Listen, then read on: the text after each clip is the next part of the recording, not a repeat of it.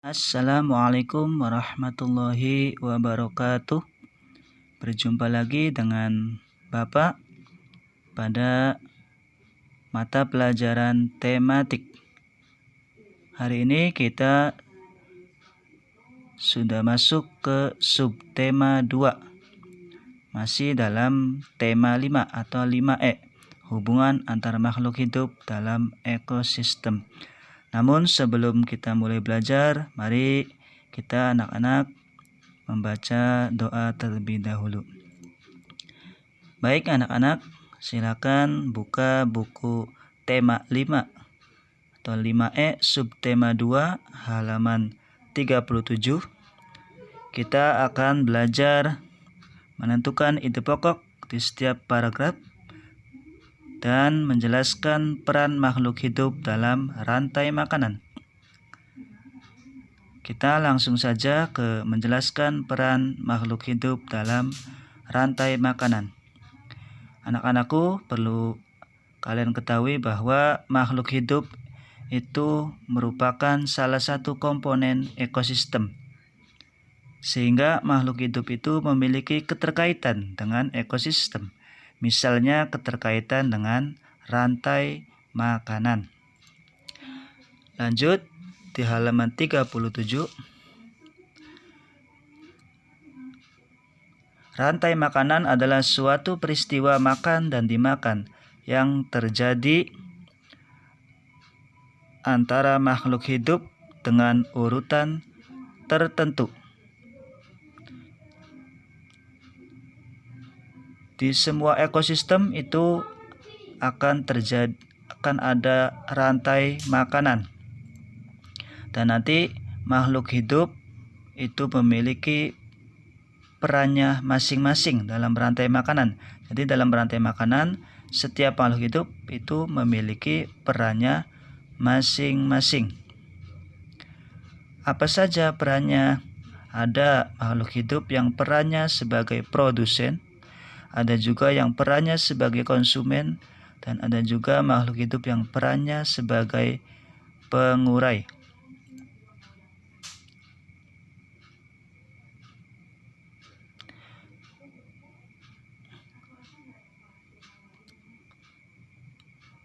Produsen itu apa sih? Produsen itu adalah makhluk hidup yang dapat menghasilkan atau membuat zat makanan sendiri. Jadi makhluk hidup yang perannya sebagai produsen itu bisa menghasilkan atau membuat zat makanan sendiri dari hasil fotosintesis ya, menggunakan energi matahari. Sedangkan konsumen adalah makhluk hidup yang memakan produsen. Jadi yang memakan produsen itu adalah makhluk hidup yang perannya sebagai konsumen. Dan yang terakhir, konsumen itu nanti akan terbagi menjadi konsumen tingkat 1, konsumen tingkat 2, dan seterusnya sampai konsumen puncak. Dan yang terakhir yaitu pengurai. Makhluk hidup yang berperan sebagai pengurai ya. Untuk lebih jelasnya silakan dilihat itu contoh dari rantai makanan di kebun jagung ya. Di situ ada rantai makanan. Di situ ada pohon jagung ya. Pohon jagung itu sebagai produsen. Pohon jagung dimakan oleh tikus. Tikus itu sebagai konsumen 1. Kemudian tikus dimakan oleh ular. Ular kita sebut sebagai konsumen 2. Kemudian ular dimakan oleh burung elang. Burung elang kita sebut sebagai konsumen 3. Dan kemudian karena elang ini sudah termasuk konsumen puncak ya, Maka ketika elang sudah mati, nanti akan diurai oleh makhluk hidup pengurai. Contohnya seperti jamur, bakteri, atau yang lainnya. Inilah contoh dari rantai makanan di kebun jagung atau di ekosistem kebun jagung, ya, seperti itu. Untuk lebih jelasnya lagi, mari anak-anak buka di halaman 38.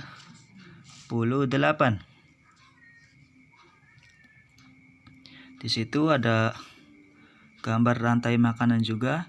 Itu rantai makanan di ekosistem sawah, ya. Padi itu perannya sebagai produsen, ya. Karena padi itu bisa menghasilkan makanan sendiri dengan bantuan energi matahari, cahaya matahari, ya. Produsen yaitu padi dimakan oleh konsumen pertama atau konsumen tingkat 1, dimakan oleh belalang. Belalang dimakan oleh burung, kita sebut sebagai konsumen tingkat 2. Burung dimakan oleh ular, kita sebut konsumen tingkat 3. Dan ular dimakan oleh elang, kita sebut elang ini konsumen puncak. Konsumen puncak karena tidak ada lagi pemangsa si burung elang, makanya kita sebut konsumen puncak.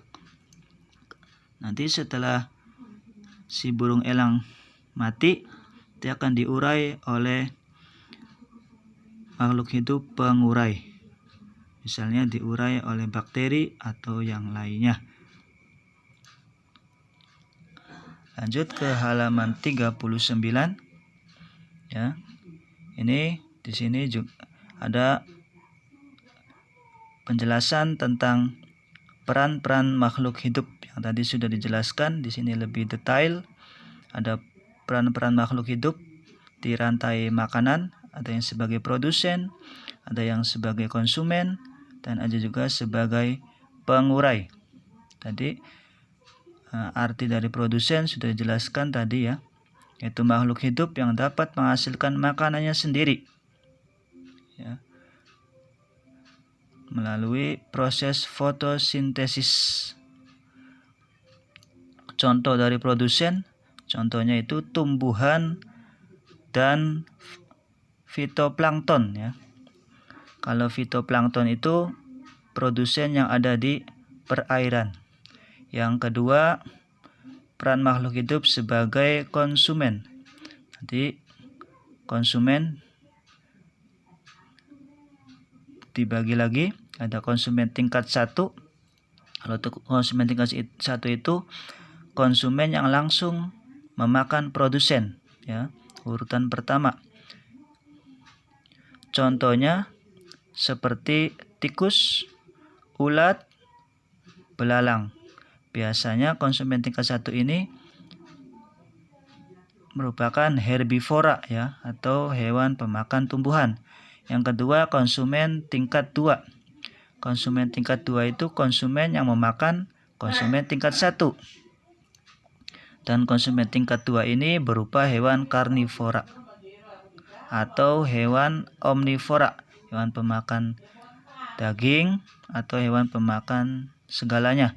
Contohnya seperti kadal, katak, dan ayam. Itu contoh dari konsumen tingkat 2. Yang ketiga, konsumen tingkat 3. Konsumen yang memakan konsumen tingkat 2. Contohnya ular, musang, dan burung hantu. Dan yang terakhir, konsumen puncak. Konsumen puncak ini konsumen yang tidak memiliki pemangsa lagi, tidak ada yang memakan lagi, ya. Ini terakhir.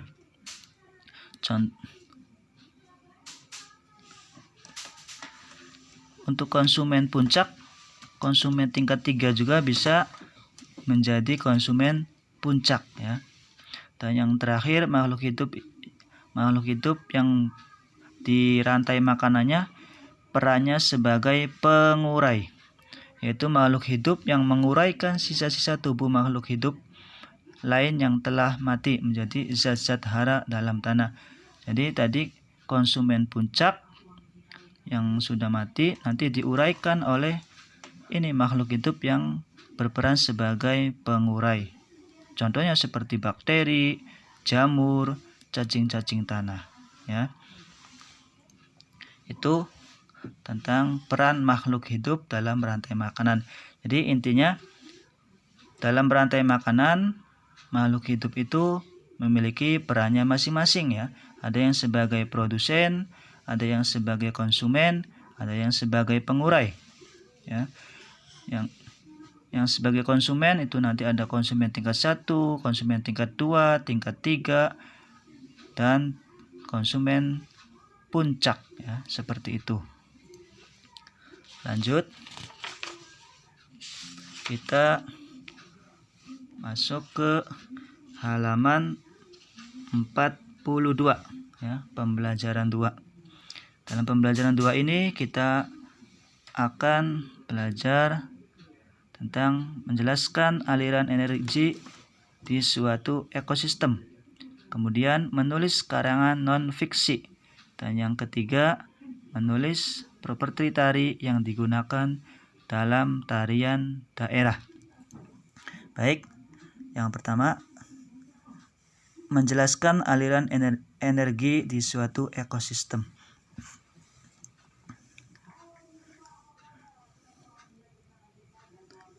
Dalam suatu ekosistem, misalnya ekosistem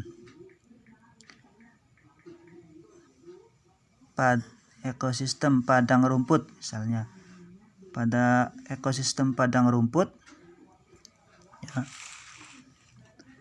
itu akan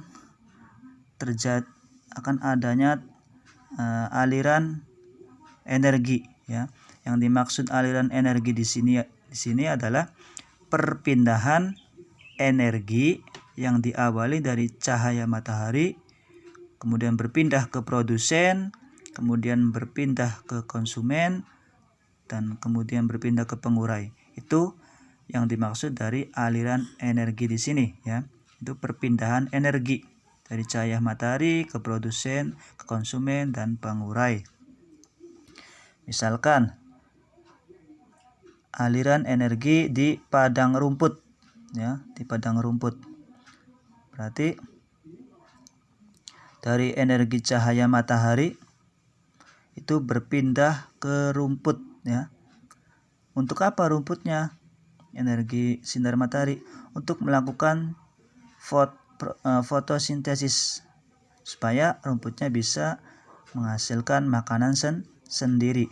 Kemudian rumputnya dimakan oleh rusa, ya. Berarti kan energi rumput berpindah ke rusa karena rusanya sudah makan rumput. Jadi si rusa bisa melakukan kegiatannya, bisa berlari-lari atau bisa berjalan, itu karena energi dari rumput, ya. Kemudian rusa dimakan oleh singa.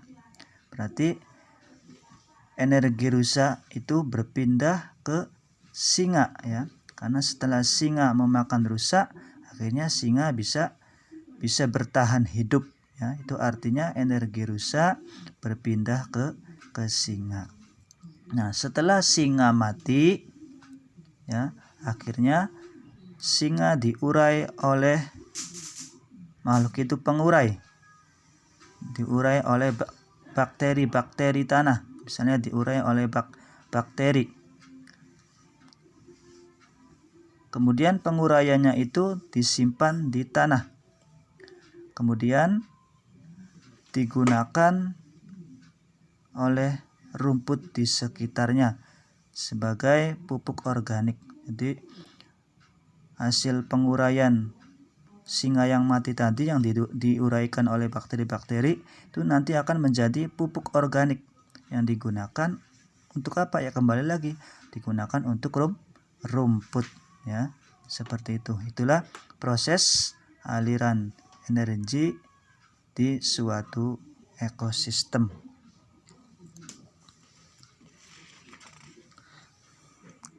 Kita lanjut. Menulis karangan non fiksi ya. Setelah tadi anak-anak sudah tahu aliran energi di suatu ekosistem, kemudian lanjut anak-anak belajar menulis karangan non fiksi ya. Tentu anak-anak mungkin sudah ada yang tahu apa itu karangan non fiksi. Karangan non fiksi itu adalah berita, informasi atau fakta-fakta yang sesuai dengan kenyataan dan sifatnya masuk akal bagi pembaca. Jadi karangan non fiksi itu karangan yang berisi informasi yang sesuai dengan kenyataan. Jadi tidak ngarang bebas ya, tapi sesuai dengan kenyataan dan sifatnya masuk akal bagi pembaca, yang bisa masuk akal bagi pembacanya ya, seperti itu. Nah, untuk membuat karangan non fiksi tentunya anak-anak harus menyusun kerangka karangan dulu. Menyusun kerangka karangannya dulu ya. Bagaimana menyusun kerangka karangannya? Caranya anak-anak tentukan dulu ide pokok setiap paragrafnya. Misalnya anak-anak mau menyusun karangan non fiksi. Misalnya pengen menyusunnya membuat karangannya, misalnya membuat membuat karangannya 5 paragraf ya. Membuat karangan non fiksinya misalnya ada 5 paragraf. Berarti anak-anak harus menentukan ide pokoknya itu ada 5 ya, yaitu ide pokok pada paragraf yang pertama, ide pokok pada paragraf yang kedua, dan seterusnya ya. Jadi langkah-langkah untuk membuat karangan non fiksi itu tadi, yang pertama menyusun kerangka karangan dulu. Caranya bagaimana? Caranya ditentukan dulu ide pokoknya setiap paragrafnya. Misalkan membuat karangannya ada 5 paragraf, berarti menentukan ide pokoknya ada 5. Paragraf pertama ide pokoknya apa, paragraf kedua ide pokoknya apa, dan seterusnya. Seperti itu. Nah, kalau sudah menentukan ide pokoknya, kemudian baru nanti tiap ide pokok tiap paragraf tersebut dikembangkan. Ya, baru dikembangkan menjadi paragraf yang padu ya. Jadi setelah menentukan ide pokok setiap paragraf, baru nanti anak-anak mengembangkan ide pokok tersebut ya menjadi paragraf yang padu. Seperti itu ya cara membuat atau langkah-langkah membuat karangan non fiksi. Yang terakhir di halaman 45, setelah tadi anak-anak sudah tahu bagaimana cara membuat karangan non fiksi, dilanjutkan menulis properti tari dalam tarian daerah. Jadi nanti anak-anak akan belajar tentang tarian daerah ya. Tarian daerah tentunya dalam tarian daerah itu memiliki properti tari ya. Memiliki properti tari atau alat-alat yang digunakan ketika melakukan tarian ya. Di sini kita akan belajar tarian daerah yang terinspirasi ya dari tumbuhan dan hewan. Ya. Yang pertama, yang terinspirasi dari tumbuhan. Yang pertama tarian, kita sebut tarian panen ya. Tarian panen ini maksudnya tarian yang terinspirasi dari aktivitas petani di sawah atau di ladang. Misalnya menanam, merawat, dan memanen ya. tarian yang terinspirasi dari petani ini atau dari tumbuhan ini ya, itu contohnya banyak sekali. Misalnya tari bedrong lesung dari Banten, kemudian tari maras tahun dari Belitung, kemudian tari caping ngancak dari Lamongan. Itu contoh-contoh dari tarian yang terinspirasi dari tumbuhan ya. Nah, masing-masing tarian tadi tentunya memiliki properti tari.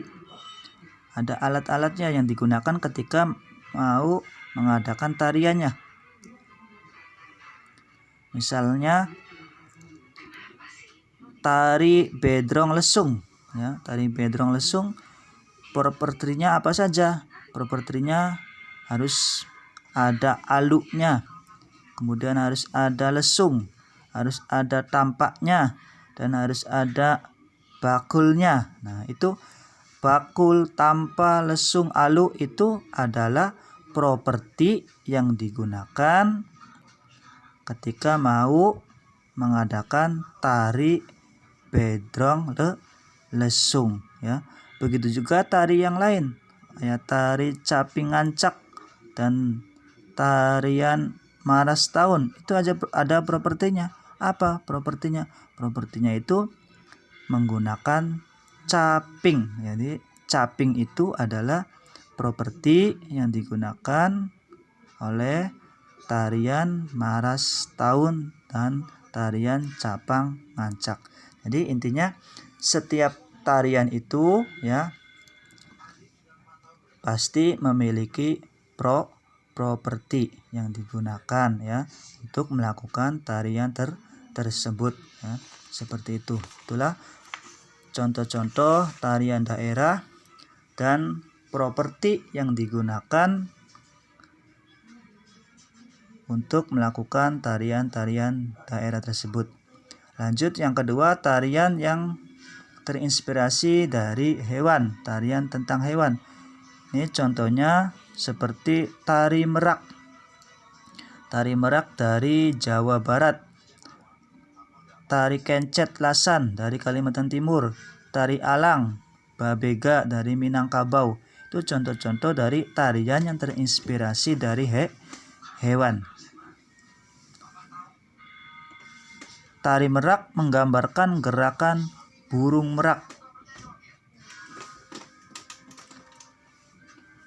Makanya kostumnya juga bermotif ya, kostum si penarinya itu bermotif dan berwarna seperti bulu merak ya. Karena maka disebut dengan tari merak. Nah, properti yang digunakan ketika mau melakukan tari merak, propertinya itu sayap yang melukiskan sayap atau ekor merak yang sedang dikembangkan, dan mahkota menyerupai kepala burung merak.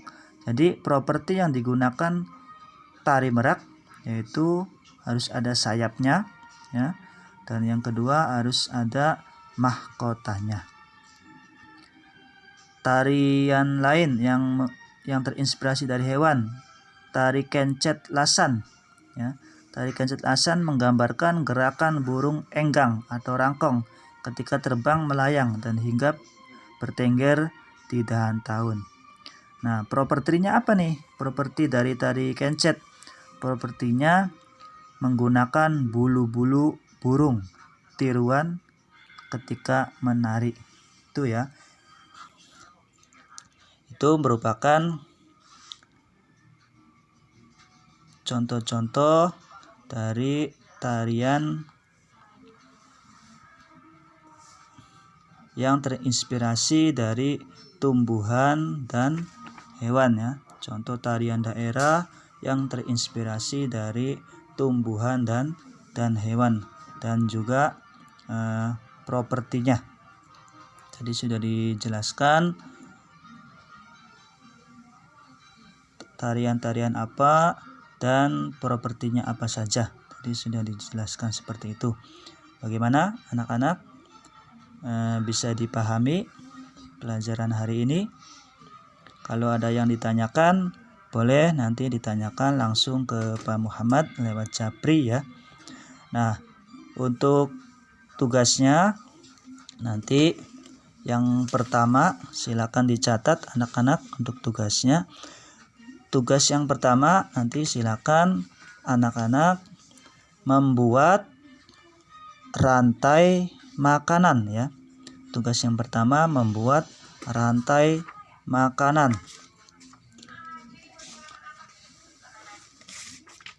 Nanti anak-anak silakan pilih ekosistemnya apa saja, bebas. Misalnya ekosistem sawah ya, seperti di halaman 38.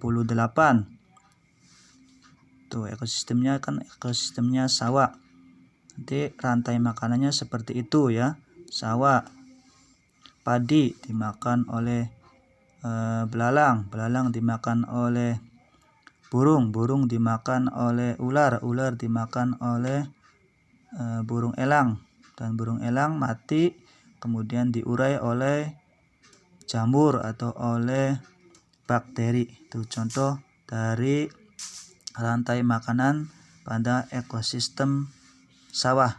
Nanti anak-anak ditulis ya, ditulis misalnya peran-perannya ditulis. Misalnya padi perannya sebagai apa? Padi perannya sebagai produsen.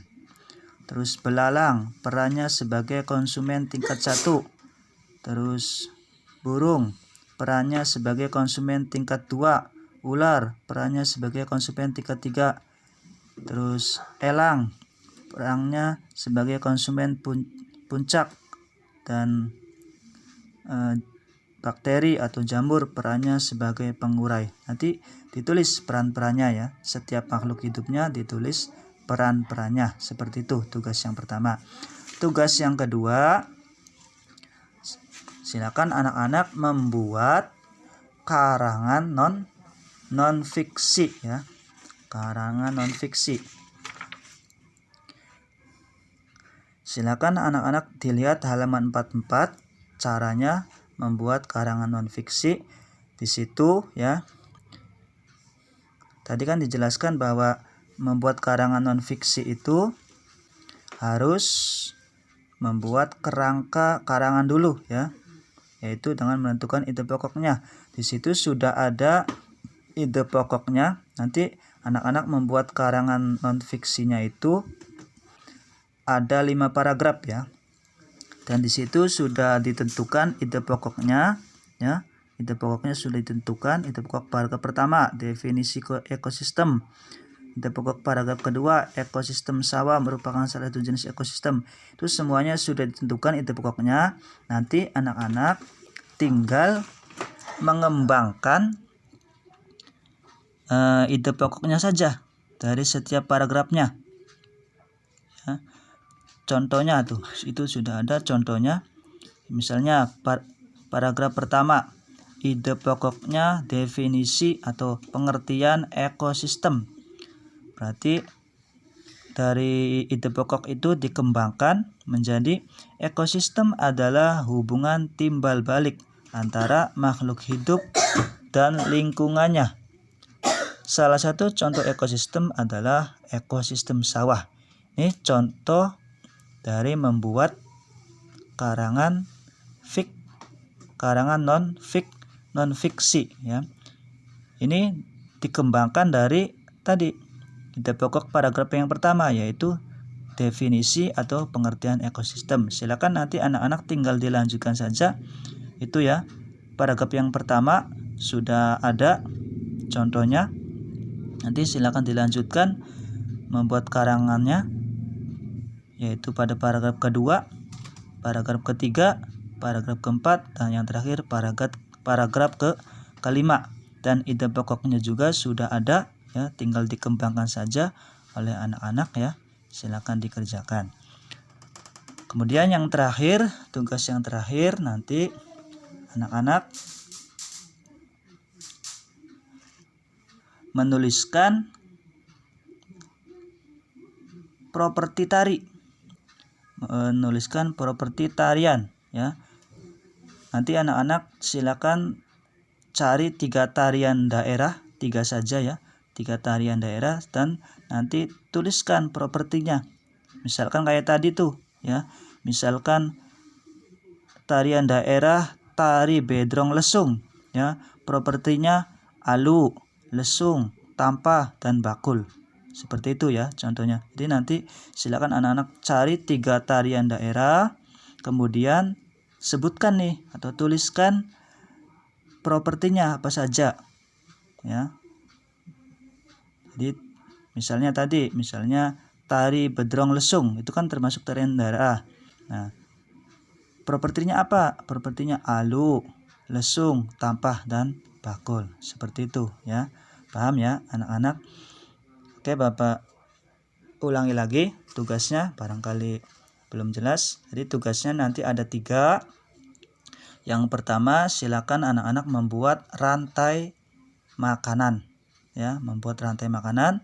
Dan yang kedua, silakan anak-anak membuat karangan non fiksi ya, karangan non fiksi. Dan ide pokoknya itu sudah ada, nanti ada 5 paragraf ya, ada 5 paragraf, ide pokoknya sudah ada, tinggal anak-anak mengembangkan saja dari masing-masing ide pokok setiap paragraf tersebut ya. Contohnya sudah ada pada halaman 45, itu contoh mengembangkan ide pokok paragraf pertama ya. Paragraf pertama kan ide pokoknya definisi ekosistem, dikembangkan seperti itu ya. Nanti tinggal dilanjutkan paragraf kedua sampai paragraf kelima. Dan yang tugas yang terakhir, anak-anak itu menuliskan properti tarian daerah. Jadi nanti silakan anak-anak mencari 3 tarian daerah, kemudian ditulis atau disebutkan propertinya. Misalnya tari Bedrong Lesung, propertinya ada alu, lesung, tampah, dan bakul ya. Seperti itu, bisa dipahami ya anak-anak. Pembelajaran hari ini ya Bapak cukupkan. Semoga anak-anak semuanya paham. Kalau ada pertanyaan silakan ditanyakan ke Bapak, langsung japri ya. Bapak cukupkan pembelajaran pada hari ini. Terima kasih. Nanti kita bertemu lagi pada pembelajaran berikutnya. Terima kasih. Wassalamualaikum warahmatullahi wabarakatuh. Tetap semangat anak-anak.